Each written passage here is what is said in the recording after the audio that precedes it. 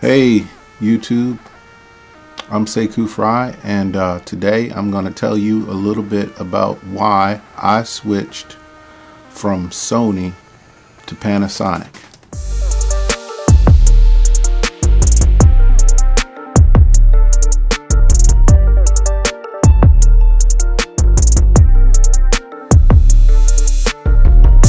I'm Sekou Fry. I'm a filmmaker and professional videographer. I've been doing it for over 20 years, and I have been a Sony user for my entire professional life or career, and as a hobbyist I shoot with Sonys. So I first got into the Sony cameras when they came out with the A7S.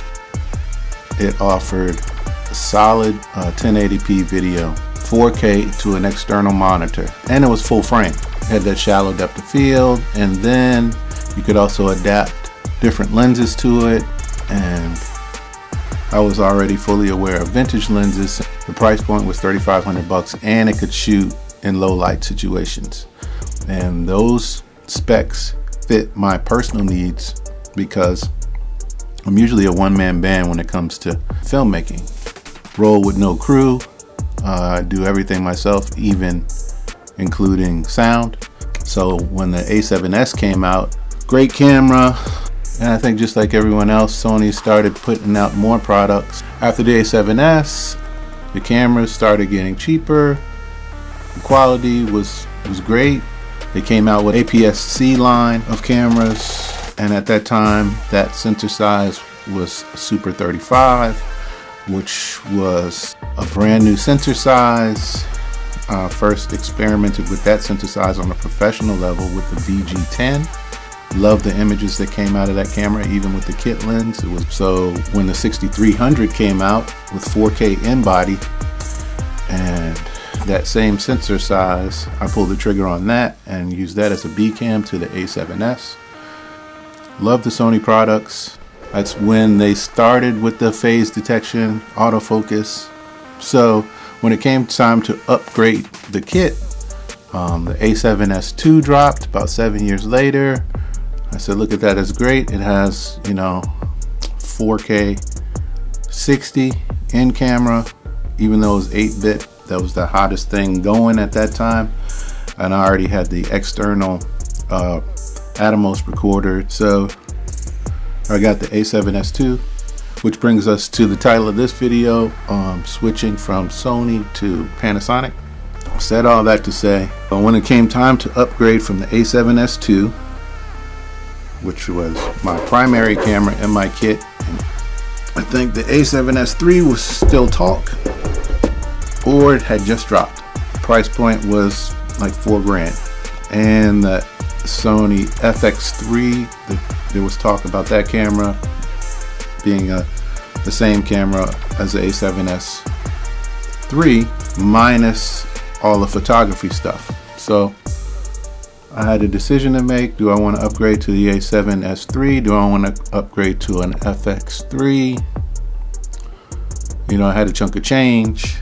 But before those two cameras were announced, Panasonic started making some moves, and I was seeing all this imagery on YouTube, images that were coming out of the S1H. And on paper, the specs on that S1H intrigued me. It had internal 6K 30p, internal 422 10-bit 4K. It had cinema 4K. It had anamorphic settings, which also intrigued me. But I think the only knock on that camera at the time was the lack of autofocus. And everybody was up in arms about the autofocus.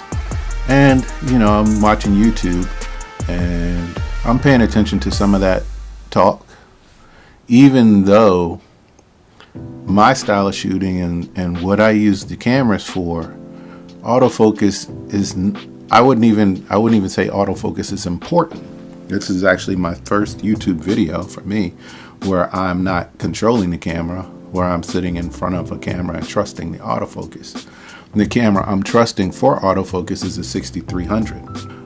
Since I've owned the S5, it's a valid comparison to compare the autofocus capability in the 6300 to the S5. So early phase detection, autofocus from the Sony line, I would compare it to what this S5 is putting out. Another thing, as far as autofocus, the in-body stabilization on the S5. So if you subtract the times that the autofocus hunts or is not locked in from the amount of shots that you can use because of the in-body stabilization, I still think the Panasonic might edge out the Sony in that aspect. I know for the A7S2, they really hadn't worked out all the IBIS situations. It's no comparison compared to the S5. So once again, I switched from this camera, the A7S2, to the S5, this camera. Okay. In your hands, the difference between the two, I think it was for $1,900, I got the camera and a 20-60 3.5 kit lens, solid. For an additional $80, I got the cage, the camera cage. $70, I picked up the handle. The trigger handle I picked up here from Small Rig. I think that was like $120. Another handle for another $75. A monitor for $125. At that $4,000 price point, I mean, this rig in its entirety, what you see here, is probably still right at that $3,000 or under that $3,000.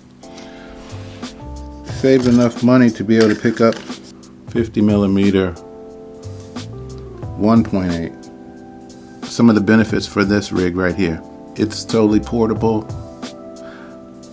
it is stable. The images that come off of this camera, like with these two touch points, with these actually 3 touch points I put on this rig, I find myself shooting a lot handheld with this. Then you got the monitor. Once you get this camera in your hands and you start to learn the functionality on the camera, my picture locks as far as the autofocus is concerned. It's not really a concern. If I see that it's not locked, you have one switch here on the side of your lens. You can go to manual and adjust. You have this knob here on the back of the camera, allows you to switch your focus modes from continuous to manual there, and then you can adjust. So the focus thing really hasn't come into play. I've had this camera for 4 months. The first time I did take it out to shoot, I brought both kits. I brought the A7S2 kit and I brought this kit. I had some clients I was unsure, and I went with this one.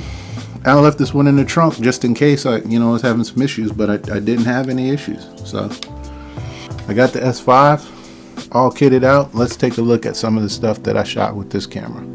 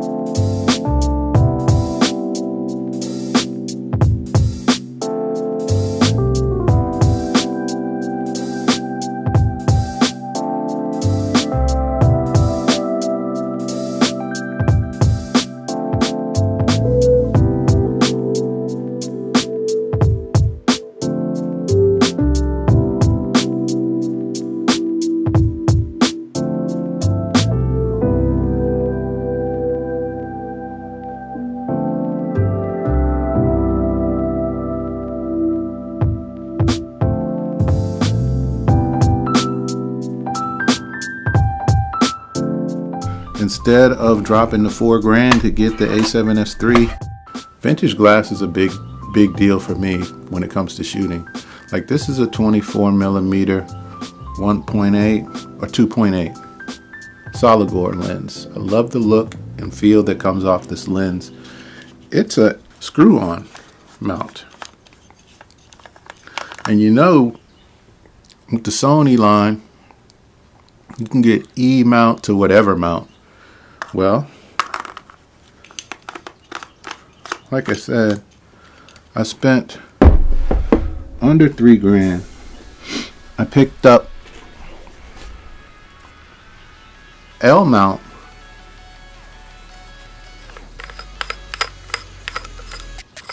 adapters.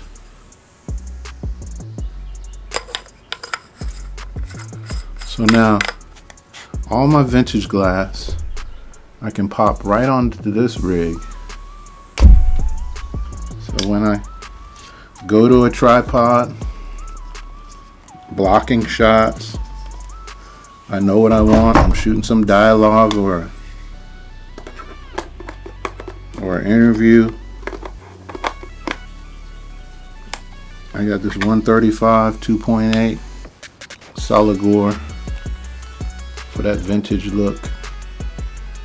I got a ton of vintage glass, so I picked up that, and I also picked up FD to L mount. So now I can take my 24 millimeter 2.8 and put it on my S5.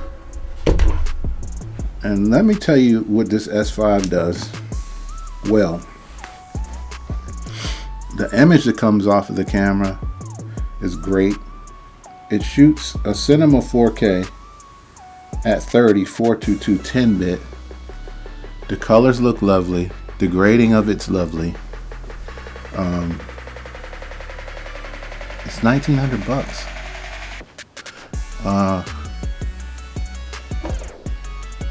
You know, like I said, for under $4,000, I got a 50 mil that has autofocus. I got the kit 20 to 60 mil. Any other focal range I covered with vintage. Everything goes on the camera. The audio, the monitoring, everything is an upgrade from the A7S II. I guess one place where the A7S II still outshines this camera would be low light. I'm talking about really low light. You know, as far as your typical low light on the street situations, the camera's great. The colors, the light, everything looks great. Low noise.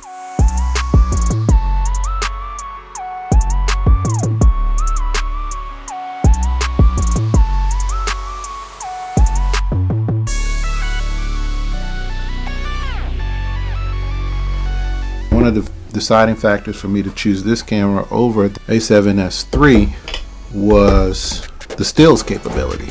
I use my A7S to shoot stills. They're still 12 megapixel stills, and the only 24 megapixel still camera that I have is the A6300, which is the APS-C crop sensor. So I didn't have anything full frame with the higher megapixel count. So that was one of the deciding factors to pick up the S5.